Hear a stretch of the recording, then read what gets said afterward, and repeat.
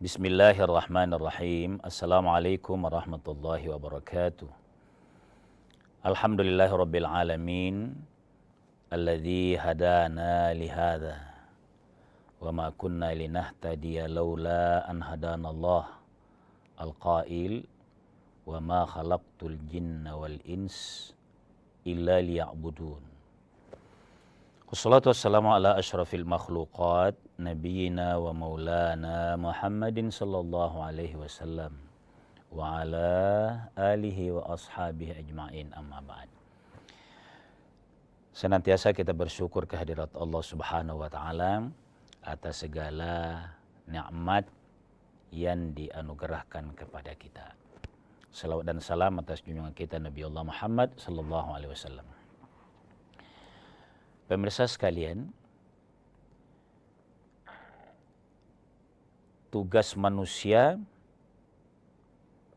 diciptakan oleh Allah adalah untuk mengabdi kepadanya sebaik-baik pengabdian. Maka cara mengabdi yang baik adalah memahami ajaran agama. Kalau begitu, kita secara optimis menegaskan bahwa tidak cukup orang beragama dengan semangat atau keinginan. Kalau mau beragama maka harus luangkan waktu sedikit. Mudah-mudahan bisa agak kontinu untuk belajar agama. Karena ada sebuah kesimpulan begini. May yuridillahu bihi khairan, tanda-tanda seorang hamba itu dibaikkan oleh Allah, maka yufaqihu fid dini, dia akan diberikan faham agama. Langsungkah? Tidak. Harus ada dalam hati. Lalu ada waktu yang kita atur belajar agama. Kalau awalnya profesi kita itu sudah diskedulkan sedemikian rupa, jam sekian terima, jam sekian istirahat, selanjutnya pelayanan. Ternyata tidak ada di situ untuk belajar sedikit agama, bolehlah sebagai orang beriman bisa direvisi sedikit itu. Kalau boleh jangan diinkludkan. Seakan-akan mau belajar agama sambil kerjanya itu. Luangkanlah sedikit. Kira-kira begitu. Karena itu tadi, agama kalau bisa dijalankan dengan baik itu hanya karena belajar. Nah, mukadimah ini pemirsa sekalian terkait dengan hal yang sangat mafhum bagi kita, tapi bagus disegarkan, yakni keutamaan sholat sunat. Kalau di situ tidak ada masalah. Keutamaan sholat sunat ya utama, tapi kita mau kasih keterangan di rumah. Lebih utamakah di rumah? Benar. Jadi hukum sholat itu kan tingkatannya dua. Sama-sama ada pahala. Sholatul maktubah, sholat wajib itu sebaiknya berjamaah di masjid. Minimal musola. Tapi kalau sholat sunat, maka bimbingan agama atau teks-teks hadis Nabi itu di rumah. Nah, pemirsa sekalian, berkenaan dengan itu izin saya bacakan dalilnya begini. Shollu fi buyutikum, sholatlah kalian di rumah kalian. Wala taj'alu kuburan, jangan jadikan rumah itu yang kamu setengah mati cari perumahan, akhirnya dapat, tapi tidak disyukuri dengan sholat yang kontinu. Apa tujuannya? Karena Ini sholat sunat maksudnya ini. Agar ab'adu minar riyai. Jadi ini tujuannya. Lebih utama sholat sunat itu dilaksanakan di rumah, sementara sholat fardunya itu di masjid. Apa masalahnya? Karena ab'adu minar riyai. Boleh jadi itulah yang membantu seseorang bahwa betul-betul tidak riya. Itu maknanya. Kan ada masyakkah di sini. Kalau nafsu kita yang bicara, kan ada masyakkah. Bagaimana itu Ustaz agama? Salat saja sudah dipilah. Salat wajibnya sebaiknya di masjid. Salat sunnatnya di rumah. Kan ada kesulitan di sini. Tidak dapat. Berarti harus hanya orang yang dekat. Boleh jadi. Nanti kita pelajari sama-sama, ilatnya adalah agar ab'adu minar riyai. Kita lanjutkan setelah jeda sejenak.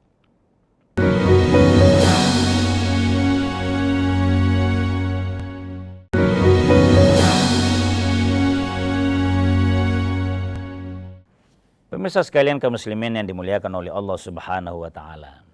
Jadi agama penting kita baca teksnya, tapi penting juga bahwa teks ini baik maknanya.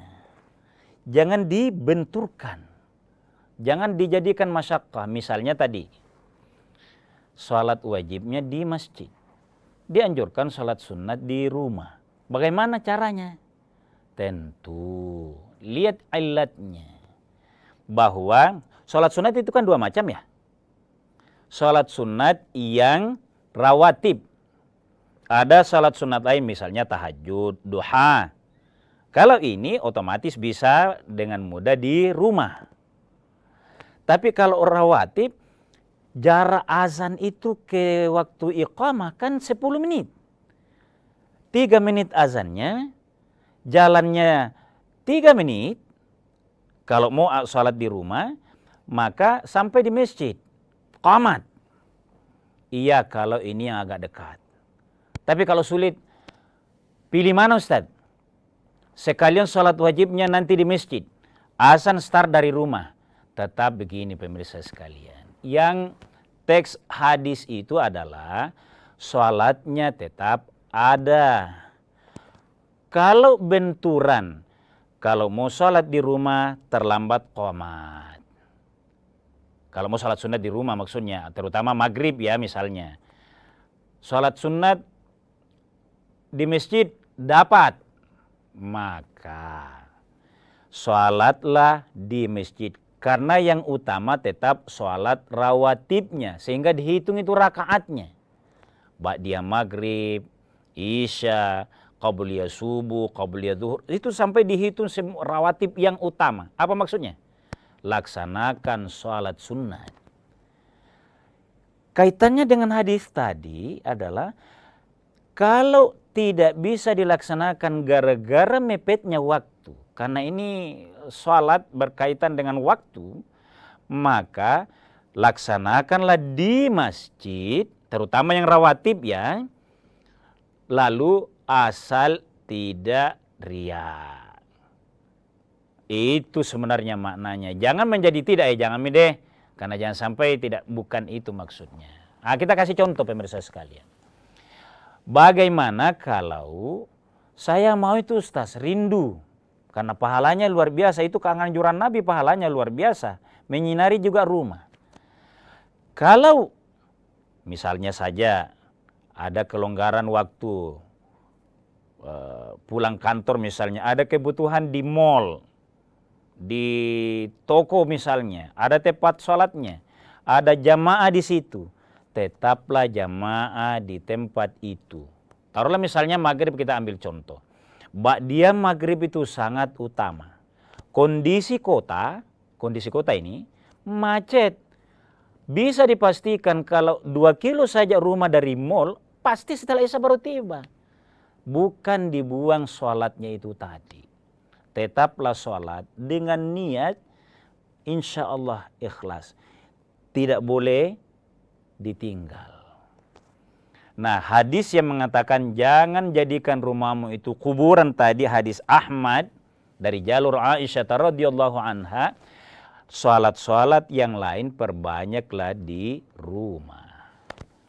Nah, pemirsa sekalian, saya bacakan hadisnya lagi. An Sa'id bin Ishaq, an abihi, an jaddihi. Wah, lengkap sekali ini hadis. Dari Sa'id bin Ishaq, dari bapaknya, dari kakeknya. Berarti kakeknya yang bersahabat dengan Nabi. Salat Nabi SAW di Masjid Bani Abdil Ashhal. Suatu hari Nabi dalam aktivitasnya itu sholat maghrib di masjidnya Bani Ashhal. Jadi ada, sama kita sekarang, kadangkala ada masjid atas nama orang, karena dia yang bangun, itu bagus itu. Diwakafkan untuk keluarga, untuk ayah atau untuk ibunya, lakukan itu. Nah, Nabi sholat di masjid Bani Ashhal, maghrib. Faqama nasun yatanaffaluna. Selesai sholat maghrib, selesai sholat maghrib, maka banyak manusia, faqama nasun berarti mayoritas, semuanya sholat ba'diyah maghrib. Yatanaffaluna, nawafil istilahnya. Faqala Nabi SAW, maka Nabi bersabda, alaikum bihadhihi sholati fil buyuti. Maka sebaiknya kalian melaksanakan sholat ba'diyah maghrib ini di rumah. Ayo terjemahkan hadis ini, pahami hadis ini. Isyarat Nabi tetap alaikum, haruslah kalian di rumah, sholat di rumah. Maksudnya orang-orang jamaah di situ yang dekat Bani Ashhal tadi sebaiknya sholat sunat di rumahnya.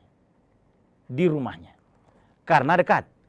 Tapi kalau yang jauh misalnya Ustaz, saya contohkan tadi ke mall, pilih tinggalkan sholat ke rumah, nah habis waktu atau sekalian tidak sholat. Tetap sholat. Lakukan sholat di situ. Kalau jauh. Misalnya ada orang yang sejahtera hidupnya. Pilih kompleks, dia lihat memang, dia tanya kepada developer, Pak developer, kompleks ini di mana nanti masjidnya? Kalau kita bangun masjid. Karena itu kewajiban developer menyiapkan sarana-sarana. Kenapa bertanya Pak Haji? Saya mau yang dekat masjid. Karena kalau saya tua nanti mau enak ibadah, melaksanakan sholat ini. Kalau orang yang dekat begini rumahnya masjid, selesai doa sama imam di masjid, 1/3 atau jarak masjid cuma 10 rumah, itu maksudnya sholat di rumah. Yang dekat. Bukan berarti tidak boleh sholat di tempat itu. Hadis Nabi seringkali harus difahami bahwa niat Nabi tidak membenturkan antara substansi agama dengan sekedar teksnya. Jangan dipusingkan, berarti saya tidak sholat maghrib saya. Kan lucu begini, ada orang tidak sholat juga sholat sunnah di masjid. Seakan-akan dia akan sholat di rumah, sholat sunnat. Misalnya kalau anak muda Ramadan, tidak witir memang di masjid, karena ada beberapa orang yang tidak witir di masjid. Dengan niat melanjutkan di rumah lebih istirahat, misalnya nih, kira-kira gitu. Tapi tidak sholat juga, bukan begitu. Nah itulah sebabnya pemirsa sekalian, kenapa ulama mayoritas sepakat bahwa sholat sunat memang tarawih itu. Kalau kita ke tarawih nih, karena kan umumnya ini sholat sunat. Tarawih itu lebih banyak diamalkan di masjid karena memang faktanya berat sekali ini sholat sunnah. Jadi ada maknanya itu. Kalau kemudian teks Nabi mengatakan sholat sunnah afdal di rumah, kenapa panen tarawih baik di Makkah maupun di tempat lain mayoritas di masjid? Karena faktanya umat Islam ini belum stabil seperti imannya para ulama, ulama khas, terjaga sholatnya secara baik kalau di luar masjid, berjamaahlah di masjid. Itu posisinya pemirsa sekalian. Jadi sehingga dilaksanakan di masjid. Nah kaitannya juga dengan sholat yang susah bagi kita, kalau harus cepat pulang jauh mengakibatkan lepas, sholatlah rawatib di masjid. Kita lanjutkan setelah jeda sejenak.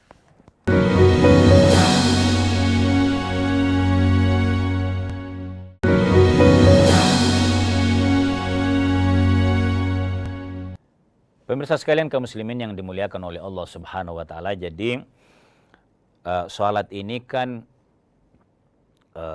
menjadi mensejahterakan orang.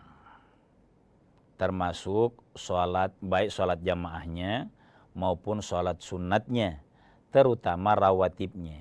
Karena itu agak mudah dilakukan karena menempel dia di waktu.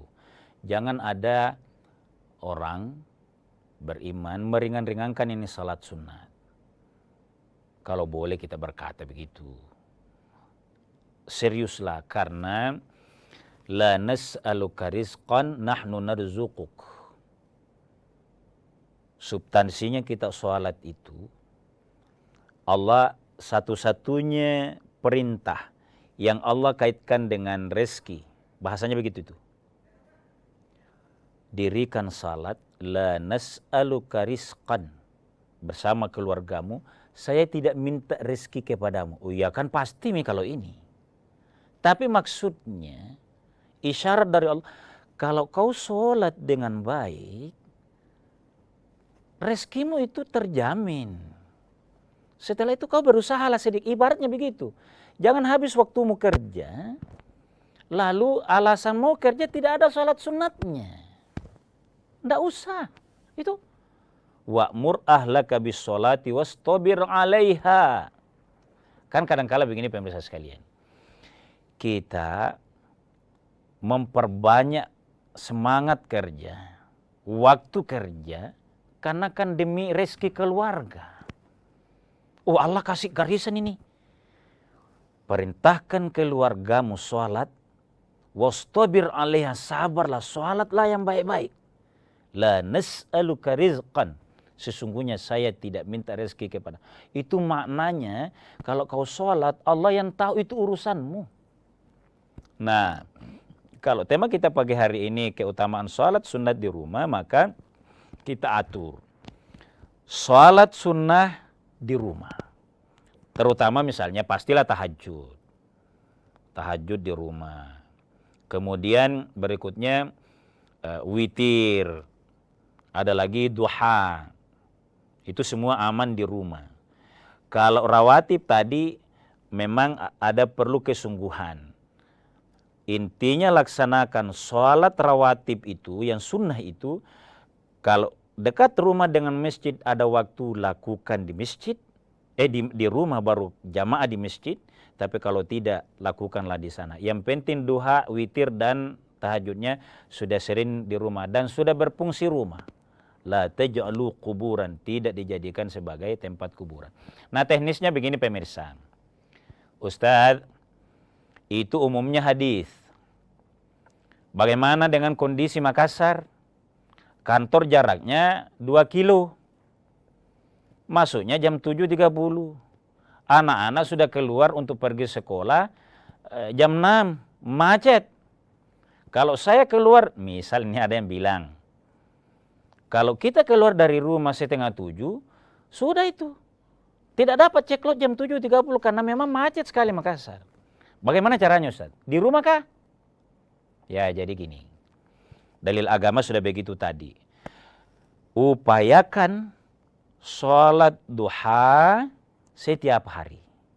Mengenai waktunya dengan instrumen atau hal-hal yang terkait sesuai dengan perkembangan dengannya, yang tidak boleh adalah meninggalkannya. Haruskah di rumah? Lihat kondisinya. Kalau menyebabkan tidak ceklok, ini kita kaitkan ini dengan kehidupan real kita.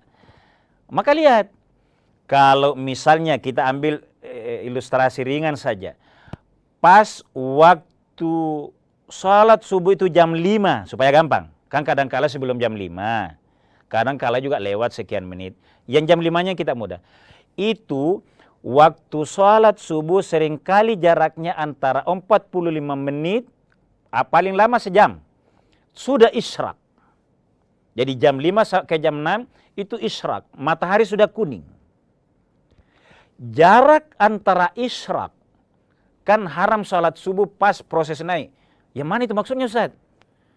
Ada yang dilarang sholat sunat setelah subuh. Yang mana itu? Pas sebelum kuningnya alam raya ini akibat pengaruh matahari pagi naik. Itu kalau baru kuning di atas, belum kelihatan mata mataharinya itu, mata matahari ya maksudnya ya, sebagian maksudnya, itu jangan dulu sholat. Tapi begitu matahari sudah di atas, di pandangan kita, kalau normal cuaca, itu sholat isyraq. Yang penting sudah di atas matahari. 10-15 menit dari situ, maka boleh sholat duha. Jadi kita peringkas saja. Jam 6 isyraq. Jam 6.10 bisa sholat isyraq. Jam 6.20 bisa sholat duha. 5-10 menit. Kalau ini diyakini masih aman perjalanan, kita masuk kerja di kantor karena itu juga aturan. Jangan dibenturkan. Ah, ini urusan dunia di kantor. Jangan. Lakukan dua-dua secara baik. Tapi kalau tidak bisa, mending amannya. Oh, kalau begitu laksanakan di kantor. Kantor juga itu dianggap rumah kedua. Kan tempat kita mendapatkan nafkah. Lakukan di sana. Niatnya tetap ikhlas. Lagi-lagi, kalaupun sholat duha, sholat sunat duhanya harus di kantor dengan kondisi perkembangan zaman kekinian macet misalnya, niatkan kalaupun sholat duha di kantor bukan pamer kesalehan, bukan.